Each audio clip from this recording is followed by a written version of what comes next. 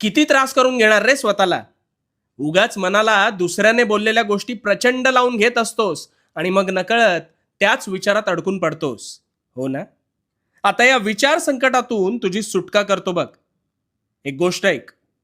एकदा एक गरीब कर्णबधीर मुलगा एके दिवशी अचानक त्याच्या मेहनतींच्या पैशांनी चैन म्हणून फार सुंदर कोरे करकरीत कपडे घालून रस्त्यातून जात होता.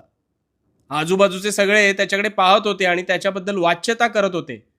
त्या मुलाला वाटले आपण कदाचित छान दिसतोय म्हणून लोक वाहवा करत आहेत, आणि म्हणून तो मात्र चेहऱ्यावर स्मितहास्य ठेवून त्याच भ्रमात पुढे चालला होता. पण खरं तर लोक त्याच्या तोंडावर बोलत होती, अरे याच्याकडे कुठून पैसे आले, कुठेतरी चोरी केली असणार याने, अशी अनेक दूषणं त्याला लावत होते. पण त्या मुलाचं सुदैव होतं, कारण त्याला ऐकूच येत नव्हतं आणि त्यामुळे